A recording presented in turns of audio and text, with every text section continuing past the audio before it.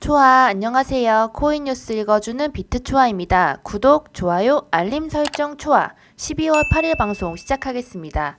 우선 비트코인 위치 먼저 살펴보실 거고요. 이제 나스닥과의 상황 한번 살펴보실 겁니다. 그리고 위믹스 상패가 1시간 남은 상황인데 왜 이제 저번 방송에서 제가 말씀드렸던 것, 제가 뉴스 그 전에 나왔던 것들 모두 말씀드렸던 대로 이제 좀 흘러가고 있습니다. 제가 위믹스 상패가 될 것이다 라고 이야기하고 그 다음에 이야기한 것들 있죠. 위믹스가 상패가 된 다음에는 그 전에 쏟았던 돈들 그런 것들을 이제 좀 회수를 해야겠죠. 아무래도 이제 여기 개발자를 하시거나 개발해 보신 분들은 아시겠지만 이렇게 우리가 투자하는 것은 다 코인이 아니죠. 토큰이 있습니다.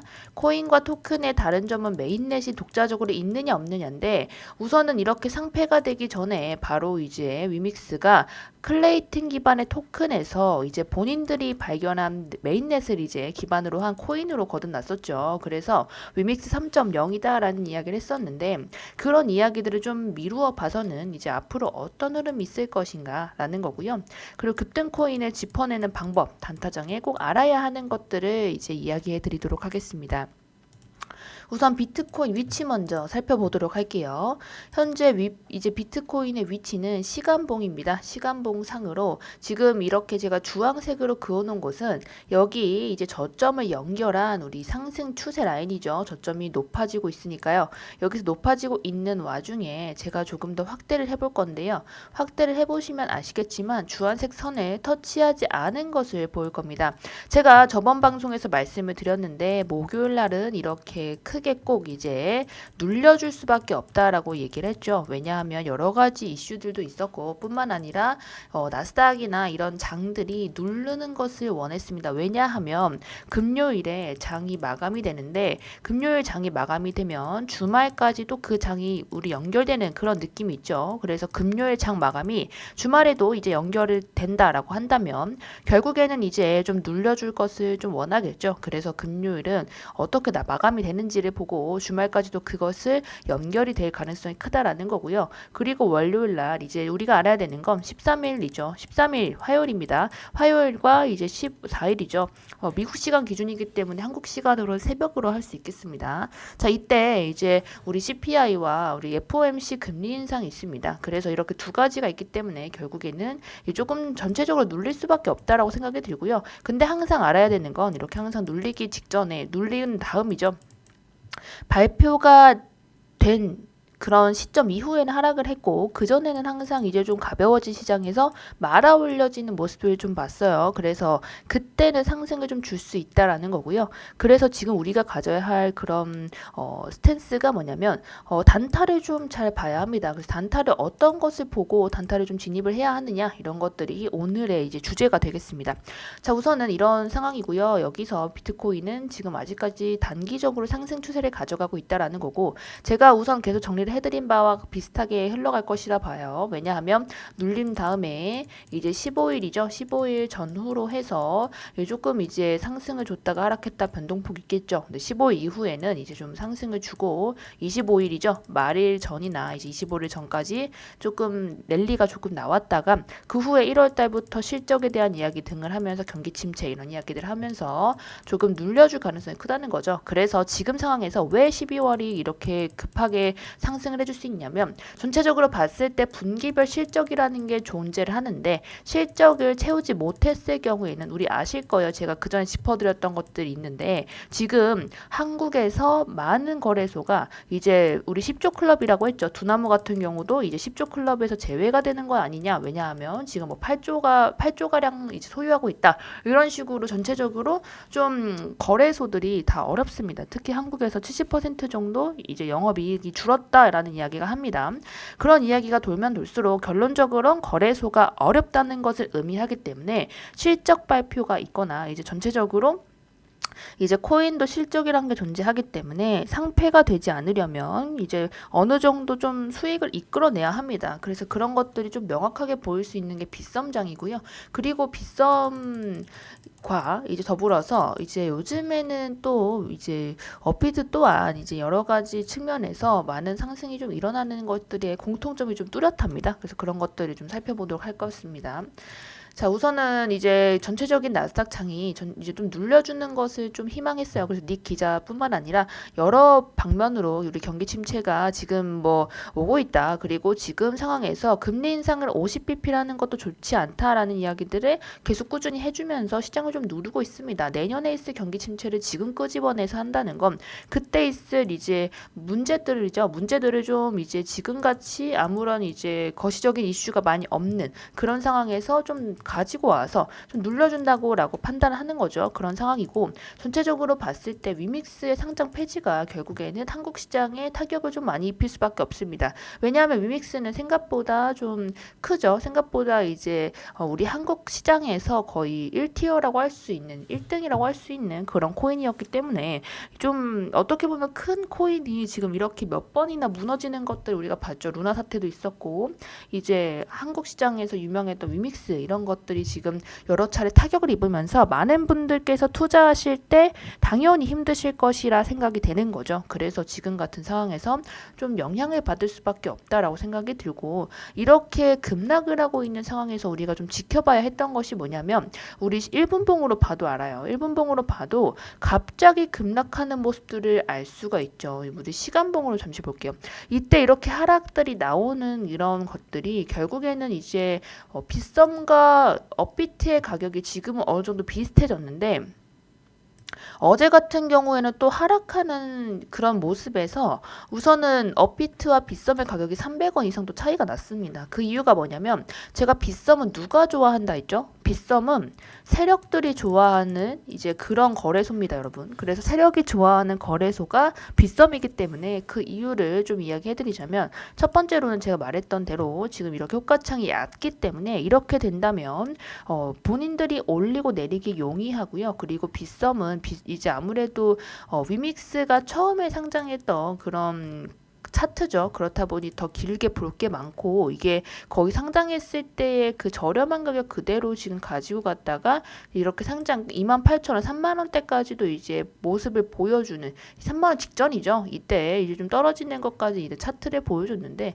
결국에는 지금 뭐 거의 99%가 하락했다 이런 이야기를 하지만 우리가 지켜봐야 하는 것들은 그런데 이렇게 하락하는 과정에서 누군가가 한 번씩 계속 크게 털어낸다는 거죠. 그러면 이제 위믹스와 이런 업비트의 가격 차이가 컸는데 그러면 왜 그런 모습이 나왔나라고 했을 때 우린 그러면 차트를 볼 때 이제 업비트뿐만 아니라 빗썸의 차트를 동시에 켜서 보는 거 그런 습관도 중요합니다. 제가 그 업비트의 차트를 보고 결국에는 빗썸과 가격이 비슷해질 것이다 생각이 들었고 얘기를 한 적이 있어요.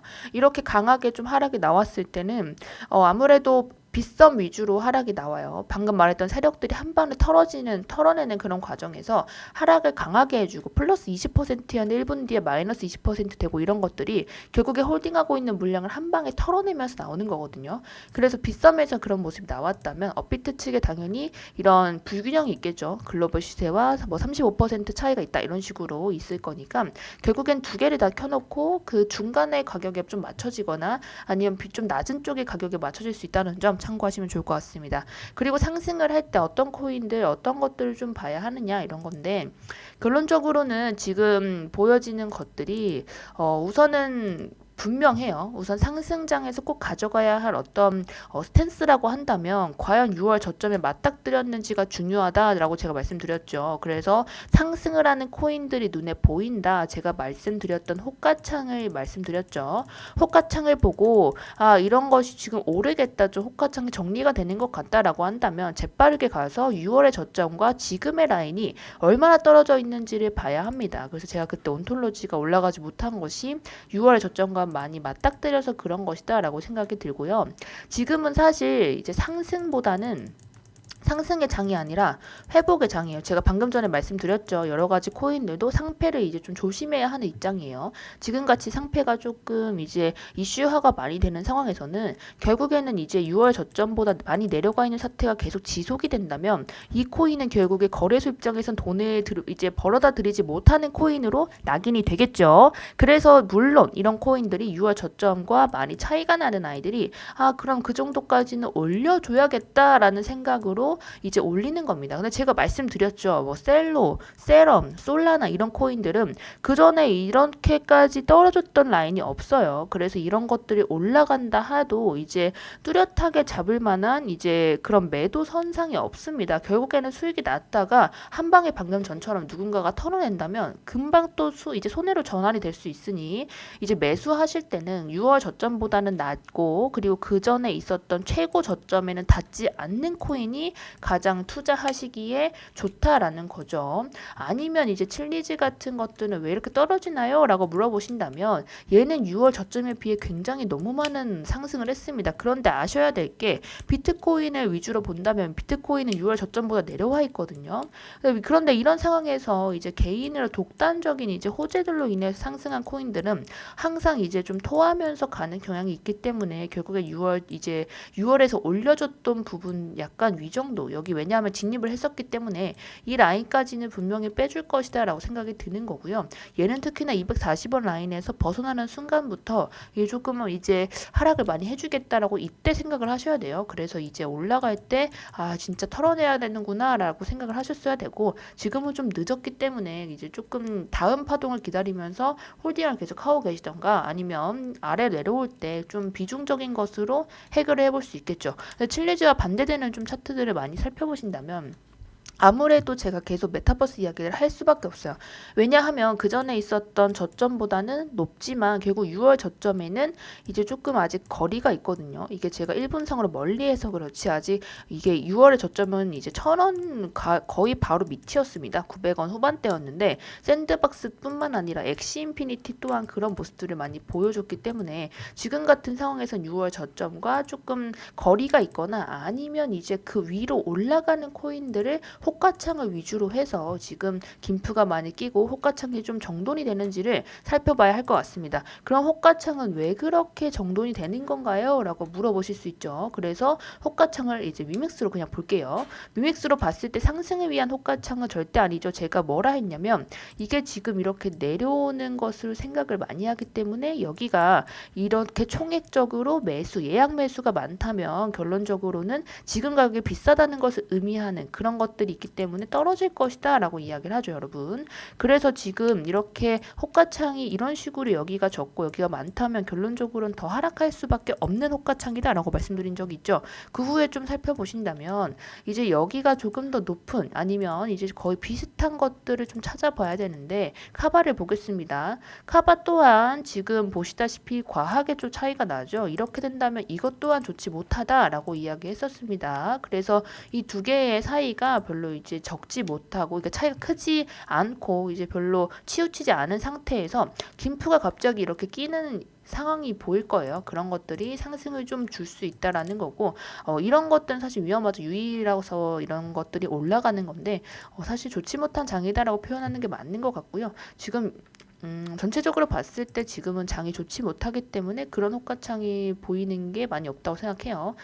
이런 건 차라리 낫죠. 왜냐하면 총액적으로 차이가 나지 않고 그리고 이제 6월 저점을 닿았나? 라고 봤을 때 결국엔 별로 남지 않았다는 것을 의미한다면 결국에는 이제 얘도 조금 떨어질 위치구나 라고 생각해 주시면 돼요. 근데 여기 닿았을 때 김표가 많이 막 껴준다면 그렇다면 올라가는 것을 뜻하고 뭐 폴리메스 같은 것은 이제 그 전에 있었던 이제 6월 저점보다는 올라와 있는 상태이기 때문에 훨씬 더 올라가기 용이하다는 것을 아셔야 돼요. 그래서 이런 차트를 봤을 때 저점에서 얼마나 차이가 나고 그리고 그 전에 있었던 저점과는 또 얼마나 차이가 나는지 위주로 많이 보셔야 하고 또한 거래소 간의 거래 금액 차이 그리고 지금 되는 금액의 차이 등을 찾아보신다면 지금 같은 이제 단타장이라고 하죠. 이렇게 상승을 갑자기 주는 장이나 이런 것들 살펴봤을 때 충분히 좀 수익을 낼 수 있을 것이다 라고 생각이 들고요. 지금 너무 장이 어려운데 저 혼자 못하겠어요 라고 생각하신다면 아래에 있는 우리 링크 있습니다. 링크에 있는